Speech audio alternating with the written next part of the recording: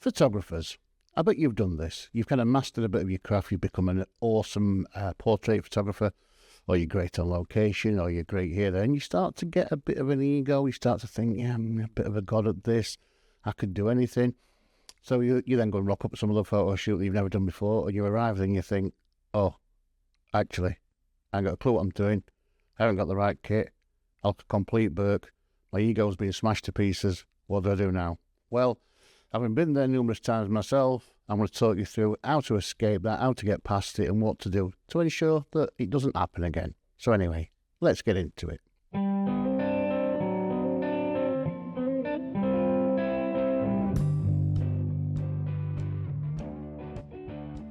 Hi folks, hope you're all well and keeping busy, just like I've been, hence the few weeks late on this episode. I did say at the new year that I'll try and get an episode out every couple of weeks. Well, not quite done that, but we're here anyway.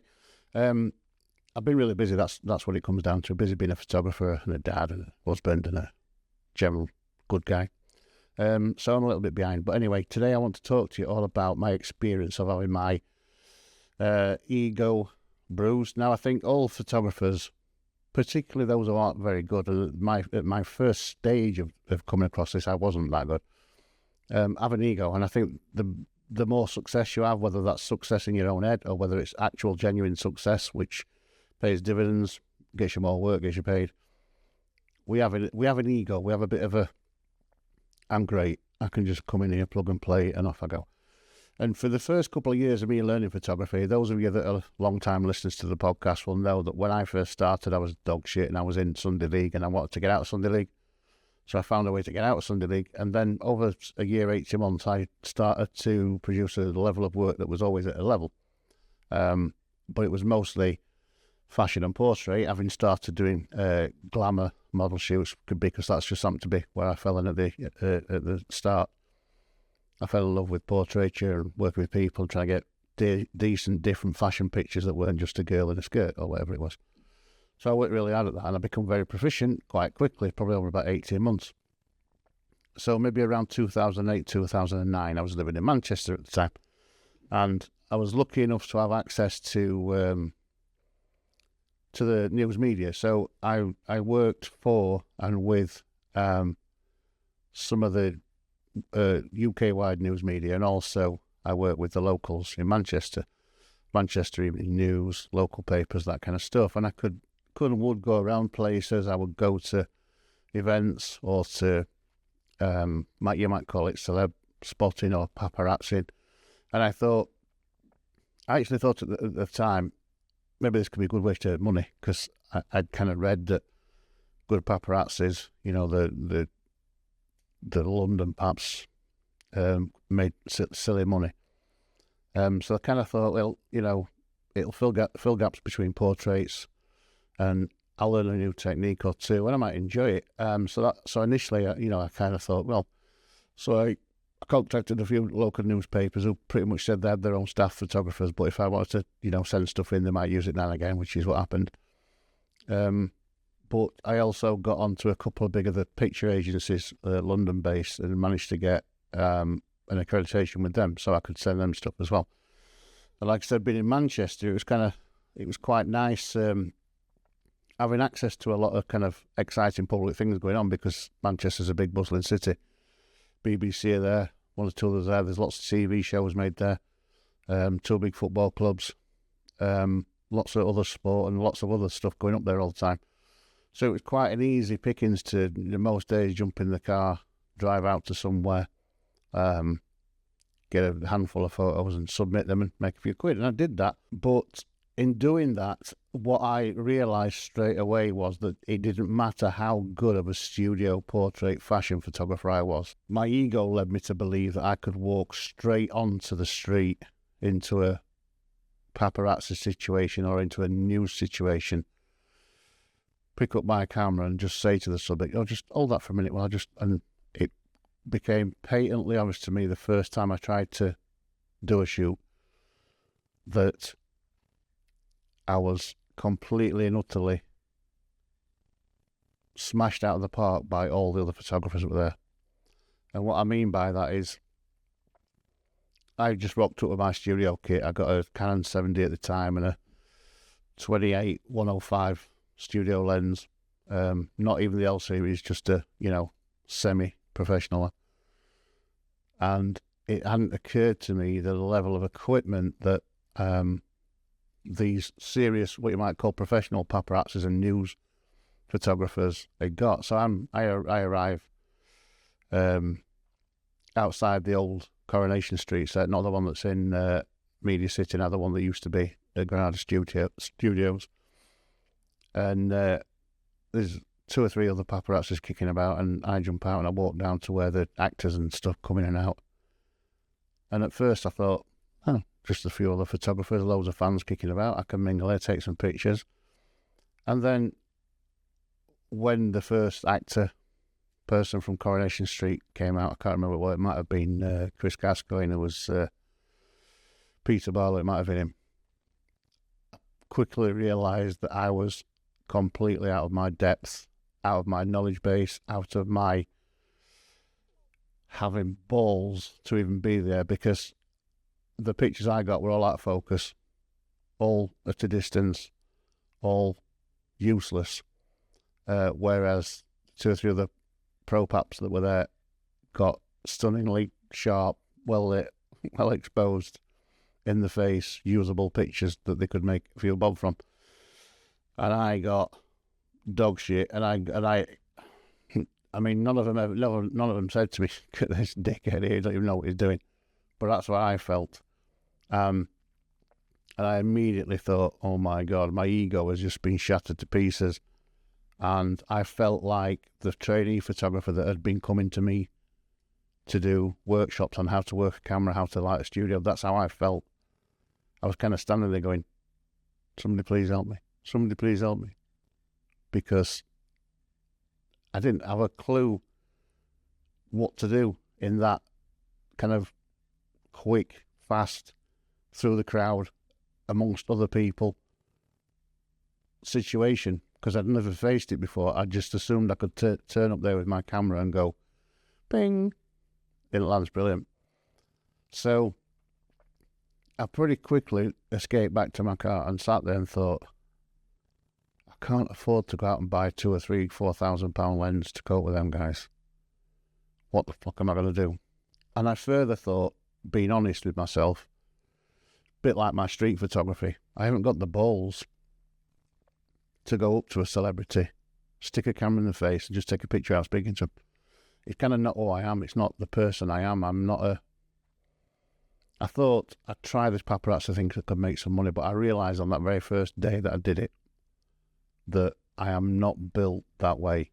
I felt like I was invading their space. I felt like I was being an arsehole. I wasn't. I was just taking pictures. But watching the other guys at work made me realise that you have to be built a certain way to do that. And I'm more interested in telling stories through my camera, and it wasn't a story. It was an ambush. And even the celebs that don't mind the ambush, they're not genuine pictures like my style of street photography are, shooting from the hip. So I don't know what I was expecting. I don't know why I thought it would be different or why it would be easier. I actually thought it would be easier because I ain't going to think about lighting. I ain't going to think about, getting to know them first. It's literally just going to jump out in front of them, take the shot, bugger off and make some money. And it does work like that if you're made that way, but I'm just not made that way, and I just couldn't do it. I just could not do it. And I knew from that very first time, that very first experience, that I was going to be shit at it. But I'm a perseverer and I don't quit. So I'm sitting there with my 7D and my kit lens thinking, I can't approach it the same as everybody else. I just can't, because A, they're so brash and so in people's faces, they're going to always be there ahead of me. And 2, I don't have the pro level kit yet that they've got to get those sharp pictures that they were getting. And so I thought, how could I approach this to make a few quid? So I approached it slightly differently. Instead of doing that in your face, kind of brash, harsh, have this, mate, I stood back a little bit and tried to capture scenes that looked a bit more interactive, looked a bit more narrative. And I probably did this for about a year, probably not even a year, because I realised at the end of it that no matter how I approached it, no matter how much kit I got, no matter how much better I got at that, my heart wasn't in it. I just couldn't do it to the degree where I cared enough about the shot. So I would, an example would be Prince Charles and his wife Camilla were visiting the Coronation Street set one day, and the museum that's around the corner, I forget what it's called. And they weren't difficult shots. They were kind of like walking, you could see them quite easily. And I was just taking snapshots and thinking, I've got no interest in this. I mean, I'm not a royal, and I'm not a fan of the royals at all, or the concept of it, but I could have tried and made some pictures and maybe made a few quid, but the other guys around me were climbing trees and going up walls and jumping out of cars, and I'm just thinking, it's just not me. I'm just not that interested in doing that to get a nicely lit, nicely exposed, nicely sharp picture of somebody I've got no affinity to, but all the time thinking I could make it. So it kind of fell to pieces for me over that year. I just kind of did it because I was able to do it, and I was around Manchester, and it was quite easy picking and seeing people. So I'm going to show you some of my work today, which is not great, not brilliant, but I'm never afraid to show you what my work is. Not brilliant, but I'm never afraid to show you what I've done and what I've learned and how shit something was, because life's a learning curve, isn't it? And photography is no different. So I don't hate all the pictures. Some of them are good because I managed to get some interaction with the people, but generally speaking, the pictures are quite, I wouldn't even say average. I would say they're a bit like glorified film camera shots. So it never really worked out for me. It never really clicked. Excuse the pun. I never really got to the point where I felt I'm going to be good at this. This is something I'm going to enjoy. And I think that was just down to the fact that my heart wasn't in it. So I never really tried that hard. I would just turn up, point the camera, and just think to myself, well, if you get something, you do. If you don't, what does it matter? You've not come here to kind of like make a portfolio. You're just trying to make a few quid. And funnily enough, I made more money selling pictures of non-celebrities, of just nondescript things, than I ever did of celebrities, bar one or two occasions. So the money is out there. I just can't find the folder. The money is out there. But it's, how can I put this? If you want the big money, you've got to have the big balls. If you're not bothered about the big money, you just want to earn some nice money, you can get away with it a little bit. It's just, you've got to kind of decide what you want. And I'll talk a little bit more about the paparazzis I got to know in a bit. But for me, having my ego bruised first day and feeling like a poor man's substitute for the guys that were there and been doing it years, and I got loads of kit and loads of idea and the balls to jump in front of people, just didn't disappoint me. I think it was a wake-up call that I needed straight away, that this was not going to be my career. I was never going to be the person. I wanted to meet celebrities. I want to meet people who had inspired me, who had given me a little bit of, wow, they seem all right, what would it be like to photograph them? And I realised that this was not the way to do that. So I started doing that in other ways. But that ego bashing probably was the best thing that happened to me. Even though it took me a little while to kind of deal with it and get over it and just accept it, it was a bit of a kick in the nuts. So, and because, like I said, I live quite close to Coronation Street, I would see people all the time in and around Manchester, sometimes when I wasn't expecting to. So, I mean, one of my biggest heroes was Craig Charles, actor from Red Dwarf and Coronation Street at the time. It's a terrible picture. I didn't have the cojones to go up to him and say, "Oh, Craig, just pose for a picture for me," because I wanted to go for a pint with him. And you can't go for a pint with him when you're taking a picture of him coming out of work to sell to the press to go, "Oh, look, so Craig Charles smoking a fag walking up the street." And sometimes I did used to feel like when I saw somebody that I like, you know, who I watched on TV for a long time and who I respected as an actor and as a person, I used to feel like almost like a naughty kid being there. Shouldn't have been in their space. And I was a little bit in awe of some people sometimes, you know, like, "Oh my God, Dave Lister, what am I going to do? Oh, shot's gone." Whereas the other paps would just go, "No care, don't give a shit, don't care who you are, what you've done, have that, goodbye." So, like I said, I knew straight away that I was never going to make £1 million out of these things. And so I'd end up doing stuff like that where a fan would come up and say to me, "Could you take a picture of me and Craig?" I mean, I've got a lot of these pictures are missing because I had a hard drive explosion and I lost a couple of terabytes probably of pictures around 2009-10.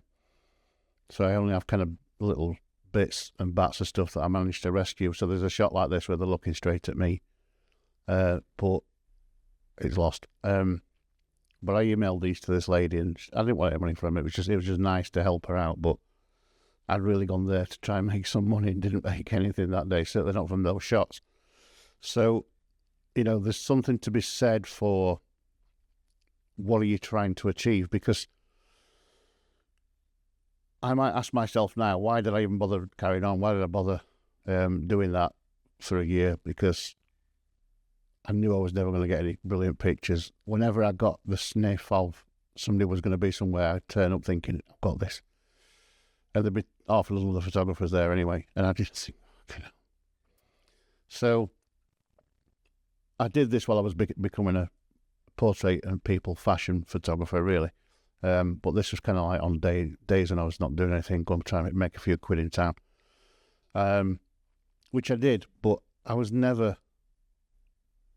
I think I'll probably be better at it now because I've got better as a street photographer. I could probably incorporate that into what I was doing then, but then I'd never done any street photography. I was a one-trick pony, if you like. I knew the studio inside out. I knew how to get the best out of my kit.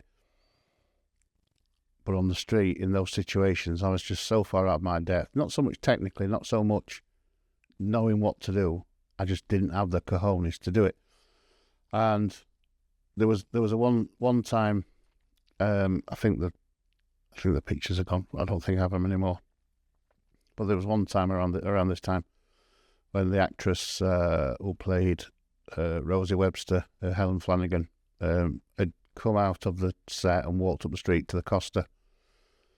And I'd seen other photographers, paparazzi, doing this previously. You know, they follow them. So I followed her up to Costa, and as she went in, and I was outside taking a picture through the window, and she waved at me. She was like, "Hi, really pleasant, really nice."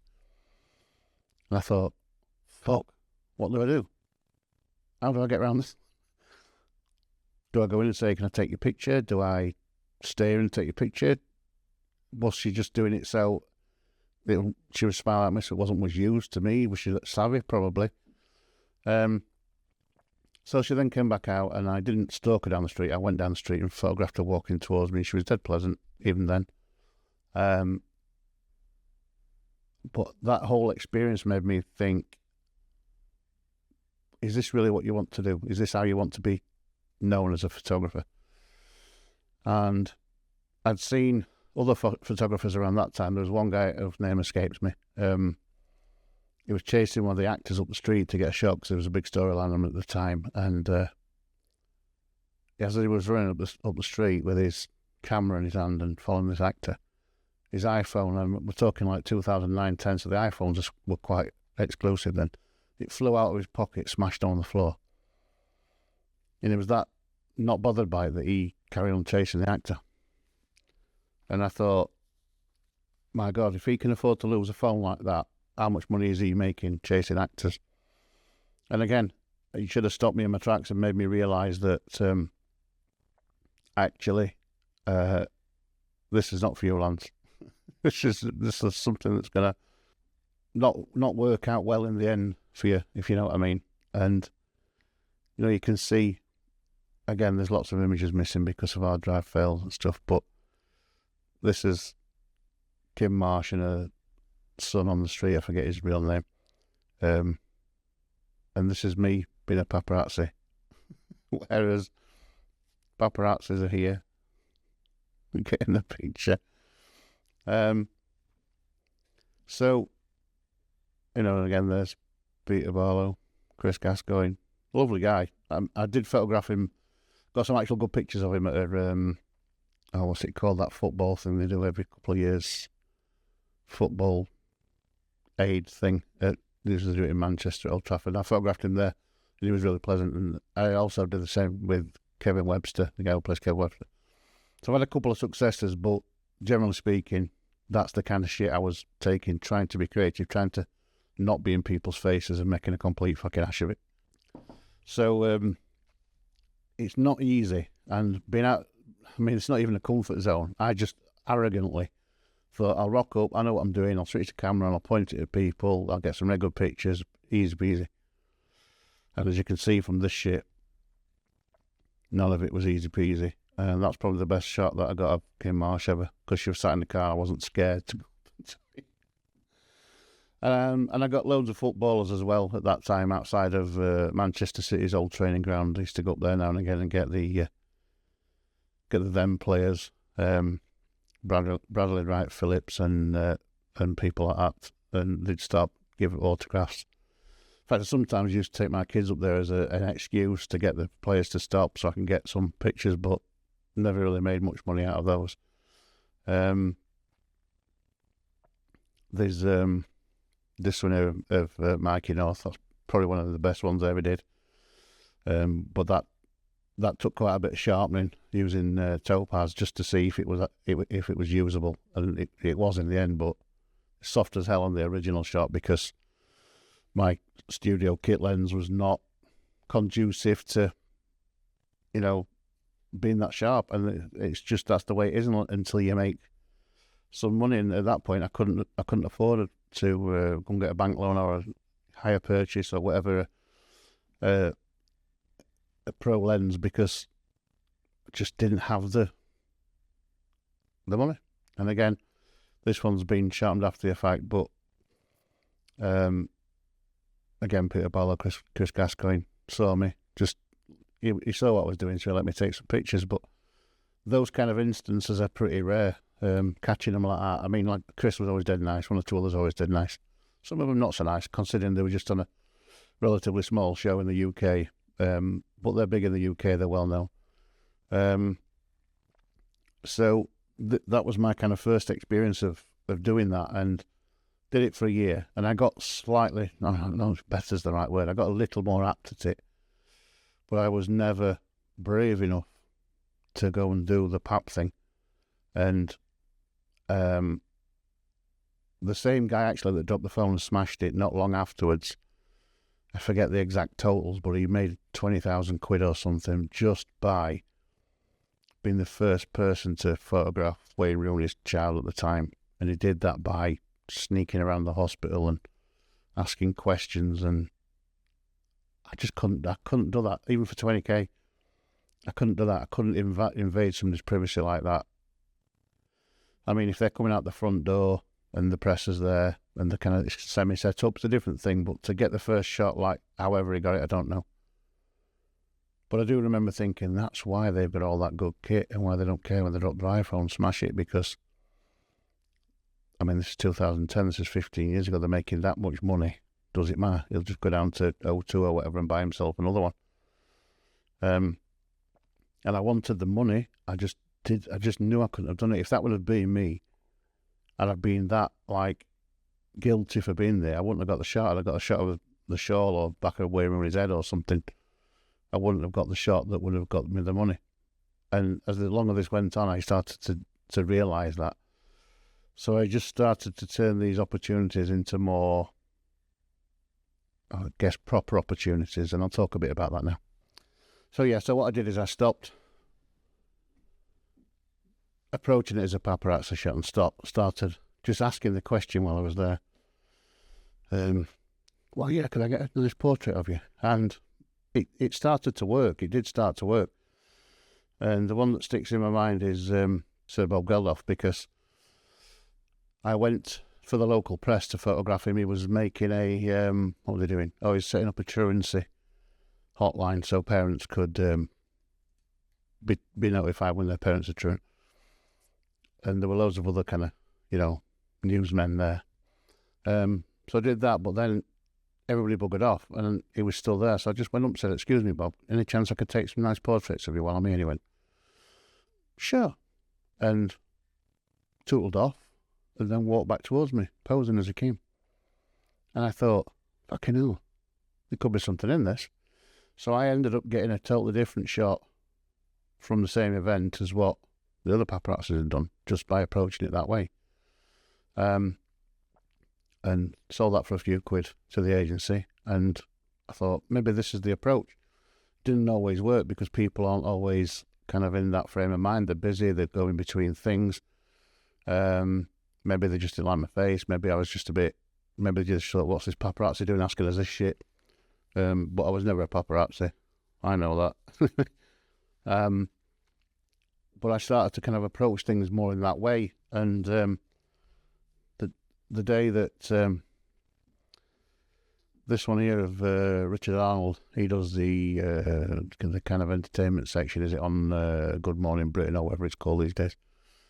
And he was just there mooching about. Obviously, Granada Studios at that time was built onto that, or that set was built into Granada Studios, so they were there a lot. So I just said to him, "Hey, excuse me, Richard, any chance of a portrait, will you?" And he said, "Sure, no problem." So again, I've lost quite a lot of these from the hard drive crashes, but he was nice. He let me take his picture for 5 minutes. It was really amiable. Talked about the weather and about stuff. And, this is like a completely different approach to news photography or news reporting or reportage or whatever you want to call it. But it's just me taking portraits of famous people and semi-famous people in the street, when really, if I'd got them picking the nose or, having a fight or something, they would have been worth a lot more. But for me, it was just another way of approaching meeting these people, getting the picture without having to doorstep them or scare them or make them think what a wanker. Because I never wanted to be that kind of photographer. Like I said previously, I just never had the balls to do it. And so then I'd done it, and I moved back to Rotherham in 2011, and Rotherham is just a washed-up old town in the middle of nowhere.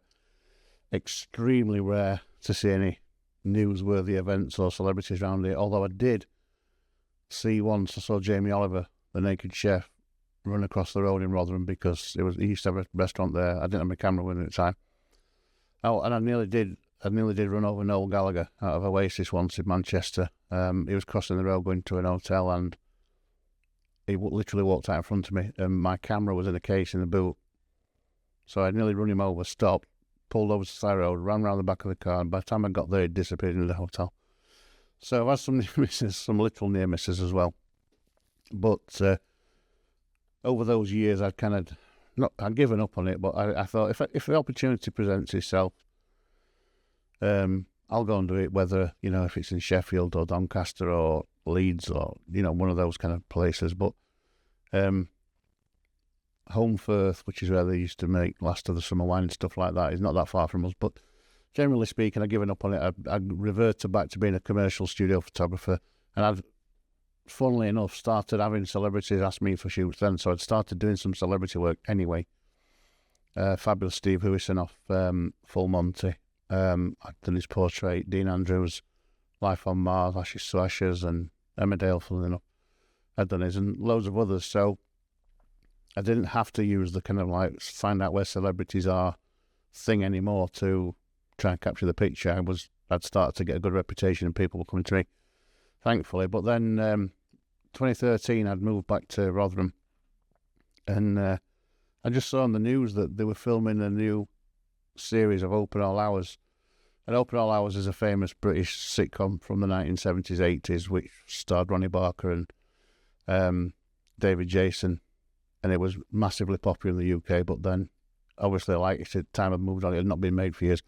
And they decided to bring it back, and they were bringing it back with some of the original cast, which was great. But my main thing was getting to photograph David Jason, or Sir David Jason now, was like, for me, it was like just getting to see him in the flesh would have been enough. So, obviously, because he played Del Boy in Only Fools and Horses, there he is. So I thought, I'm just going to go up in the car. I mean, didn't know what was happening. So I just thought, heard they were filming in the week, so I just went up, parked around the corner. I actually borrowed a 70-200mm L-series lens off a friend. Some things are just too raw for the podcast, too honest for YouTube, and too controversial for Spotify. That's why I started The Lock-In. The Lock-In is my weekly email where all the filters are completely taken off. Every week I share my ideas, my brain farts, my thoughts on photography, education and reality. No algorithms, no polish, just the truth straight to your inbox. If you like the Lance Burkitt encounter, you're going to love The Lock-In. Let's get into it. So I got a bit of range and went up and managed to get quite a lot of shots. Now, funnily enough, there were press photographers there, of course, but there was nobody stopping you. It was kind of like, as long as you stay back quite a bit, you don't make any noise when they're actually filming. Do what you want, pretty much. So I did. So I got to film him in action, and I didn't have the cojones. I mean, he was working. I wasn't going to go doorstepping between takes or anything. It was too crowded, too many people there. So I was just looking for some interesting pictures of him, and just to see him in the flesh. I mean, he's in his 70s by then, isn't he? Mid-late 70s. And watch him acting, and just like almost like a little bit starstruck, but at the same time trying to get some pictures of one of my idols. So I did this for a couple of days on and off, and I saw loads of people involved with the show. Mark Williams out of the Fast Show, and Red Dwarf, funnily enough, and a few other people who were kind of like bit part characters. But just seeing that, being there to see that, with a different hat on. I mean, I'd gone past the trying to paparazzi stage, and I was just trying to get nice pictures. I didn't even want to sell them. I don't even think I did sell any of these to the press. I just took them because I could get there. It was around the corner for me, and I would enjoy taking pictures of David Jason because he's one of my heroes. So that's kind of what I did. But you can see the difference between the kit lens from the early shots and the L-series lens from these shots. I mean, that's straight, unedited, straight off the camera, just the JPEG straight off the camera. And it was a nicer experience. It was a different experience because when you're making pictures for money, you've got to be on it. You've got to be thinking. You've got to be 2 or 3 shots ahead of where you are. But when you're making pictures just for yourself, for your archive, and if you get something worth selling, you've got a different mindset. So I was relaxed taking pictures, and I was kind of doing semi behind the scenes style stuff because some of it was easier to shoot. Because I don't know if you've ever been on a film set or a TV set, but there's lots of things in the way. If you're not, in front of the camera, you're not going to get much from behind the camera because there's so many things: lights, diffusers, electricians, security, directors, second ADs, all that stuff. And I have done some actual unit stills, which I'll cover on another podcast. But unofficially, that's what I was doing. But I mean, it's just great to see that this is kind of what it looked like in the 70s when they used to make it. All the same kind of setup, same shop, same location, same actors. The ones that are still alive. And getting to see and photograph David Jason, it was just he didn't look very happy with me then, did he? Sorry, David. He's doing their continuity shot, so the continuity person's taking pictures of what he's wearing and stuff just to make sure there's continuity in the shot, in the scene.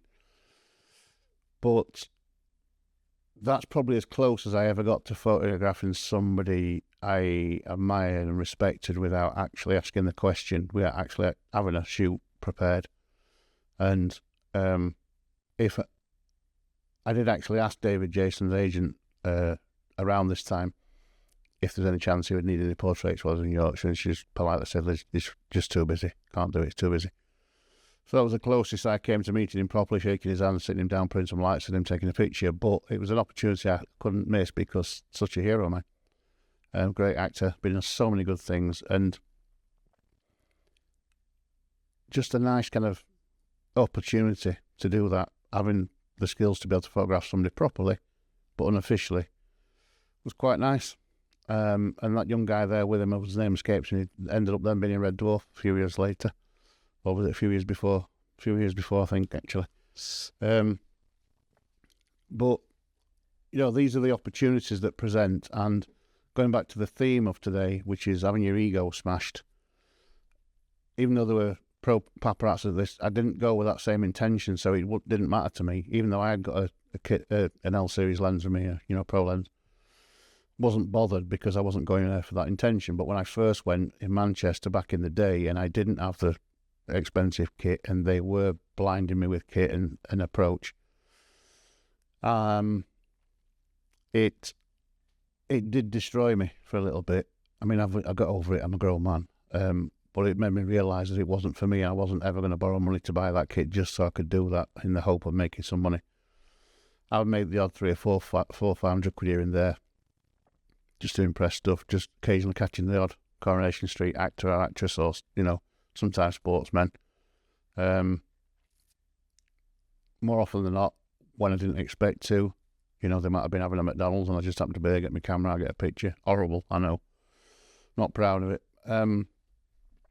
But, I think it's probably, apart from street photography, when at first it's a bit of an ego bruise and your pictures are shit, but you find a way, and I found a way to do street photography without the stress that I used to put on myself initially. So maybe, a bit older and wiser now, I could possibly do this better, but I would never enjoy it because I want to meet people and get to know them and get their personality come through onto the camera, and you can't do that if you're jumping out on them in the street. You're just going to get startled, pissed off. What the hell are you doing, beardy? You know what I mean? So I don't think I ever did it again after that. Off the top of my head, I don't think I ever did anything like, although apart from when I did it for LA Productions in Liverpool, I got paid to go and do unit stills for them. But other than that, I don't think I ever just came across a celeb anywhere. Maybe I did. I've done a few things like events, so like marches and protests and stuff like that. But that's different gravy. That's because people are expecting you to kind of be there with the camera. But for me, if I hadn't found another way around the ego bruise, I might have still been licking my wounds now. I never wanted to be a paparazzi or even a news photographer. I just did it because I thought there'd be a few quid in it. But the arrogance I took into it with me from being a really good studio photographer was just stupid. I probably never even thought about it. I was arrogant at the time. I was probably just thinking, this will be a piece of piss. I'll just turn up, turn my camera on, point it, get some great pictures. Ooh, moolah. No. So after that 2009, 2010 kind of caper, I realised if I was going to be an all-round photographer and be able to go and do anything on a whim, I had to learn it. So that's why I did learn it then. So I learned street, I learned landscape, I learned skyscapes, I learned all those things that I wasn't already really proficient at, other than paparazzi, because I knew it didn't interest me enough to go and do it for a living, and so I didn't.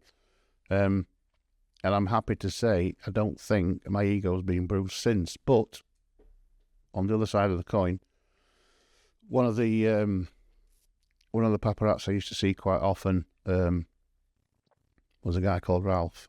And he saw that I was running some studio workshops a year or so later and booked on one, and came to the studio workshop to photograph fashion models, I think it might have even been glamour models, but it was female model.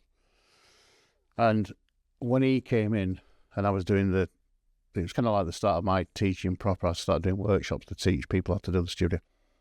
And I was doing my spiel and talking through it, and he had the exact same expression on his face as what I had when I went and saw them doing paparazzi work.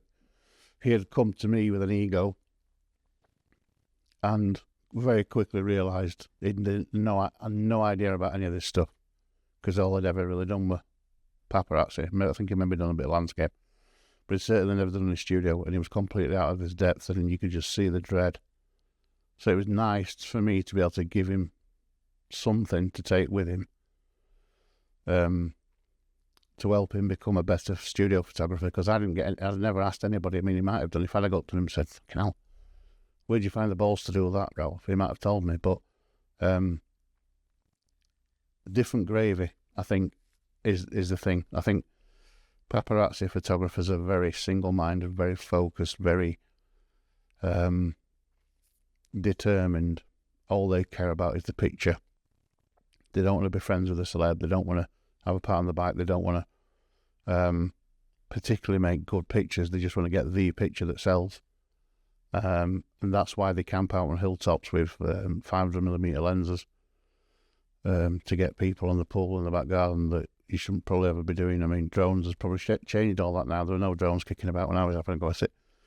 But it just, it just showed me that as a photographer, you can be really good at one thing and complete shit at other.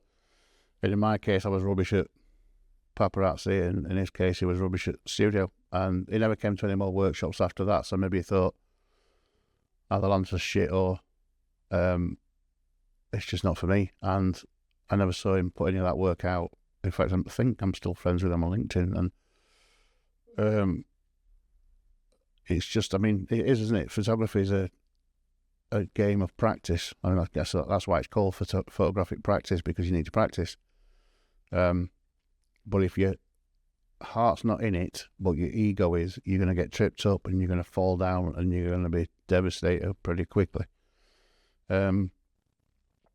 So that's kind of my rough, ready and honest experience of doing something that was out of that I thought I could do easy, but I actually was so far out of my realm of experience, I deserved to have my ego smashed in. I really did deserve to have my ego smashed in. And I think probably, if I'm honest with you,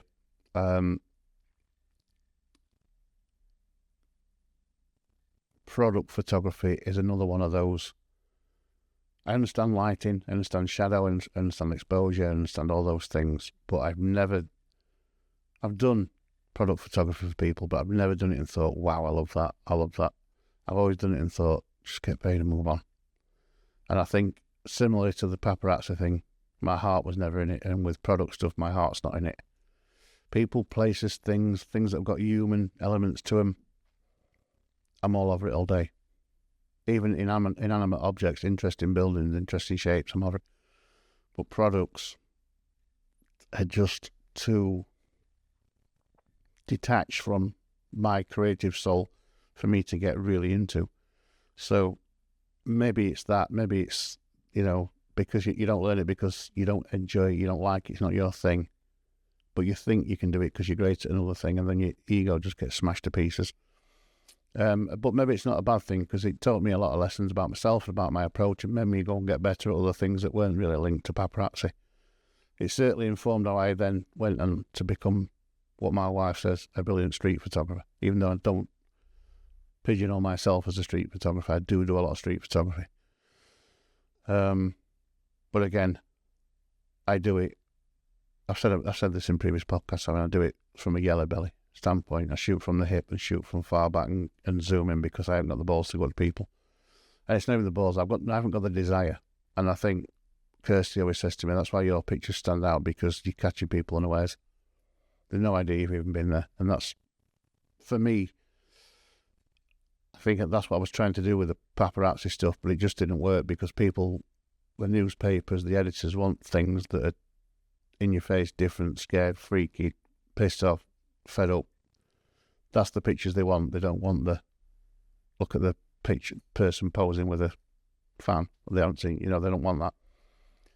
So yeah, it was an interesting experience, a very interesting experience, and I was kind of glad when I stopped doing it, because I was crap at it.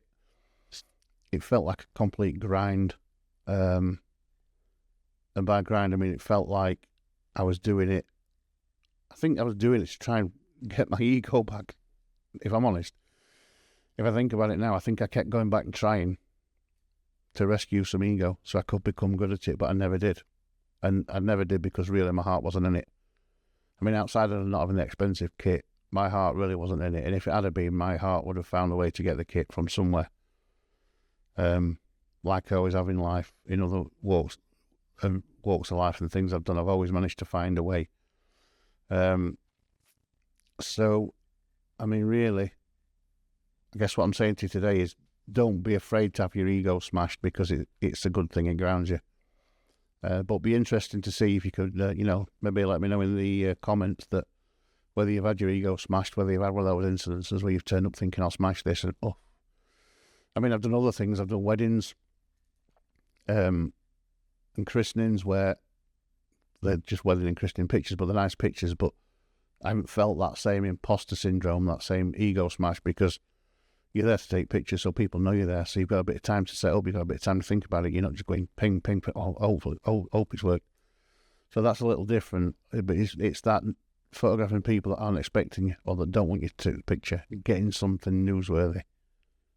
I was utterly crap at it. Terrible. But, like I said, a seasoned paparazzi photographer didn't know the studio, was terrible at it. And I've had other photographers from other walks of life come into the studio that don't even know what things do or are, because they've become very good at framing things up visually, but they're using auto all the time. And when you first point out to somebody in the studio that you can't use auto if you've got a light that's triggered by your camera because it has to sync up, and you get that, there you go, it gets smashed a little bit. So don't be afraid of the ego smash, guys. It's a real good thing. It's a grounding thing. It should make you learn. Hopefully it'll make you learn. And hopefully make you go on to do something a bit more interesting than what as a paparazzi photographer. Right, that's it from me today. Great to be back, great to be talking to you. I'll try and keep it every fortnight, but we'll see, because I'm really busy at the minute. I've got a new project I'm working on, another podcast, which is all about reality. It's all about what it is, I suppose. It's about the truth. And that's going to start, I'll start shooting that probably next week, and maybe the week after, for release towards the end of February. But that'll be kind of quite a serious take on the world we live in, and why with so many lies, why everything's a lie, why we're taught from no age to believe lies, and then wonder why when we get older all we get is lies. So I'll be looking at all sorts of subjects and trying to figure out what the actual truth is on them. So I'm looking forward to doing that from the end of this month. I've also got another project I'm working on, a photography project, which I'm looking to get off the ground now. So that will reap some rewards hopefully towards Easter. And the main thing I'll be doing there is investing more in the studio kit and the 3 or 4 brands that I'm working in currently. So I've got a very busy time, but I'll always try and find out how to come to talk to you guys about photography and keep you pumped up, keep you working. And realise if it's somebody like me from a working class mining town background who grew up with no money and didn't really have any money of any great worth until I got into my 40s, that things are doable, things are possible. All you've got to do is have self-belief, a massive ego, and don't get tripped up when the ego gets smashed.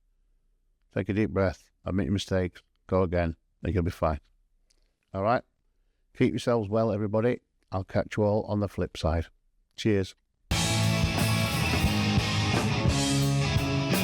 Thanks for tuning into the Lance Burkitt Encounter today. I really do appreciate you spending some time with me here in the world of photography, education and reality. If you enjoyed the episode and feel like you learned a bit of something, do me a favour, like, subscribe and share the channel with somebody you feel really needs to hear it. And if you're able to, and if you'd like to, please head over to lanceburkitt.com/shop and treat yourself to some of the Lance Burkitt Encounter merchandise. After all, that's how we're going to keep the channel and the podcast alive and completely independent. Until next time, keep shooting with purpose and stay true to yourselves. Cheers. You won't believe, yeah.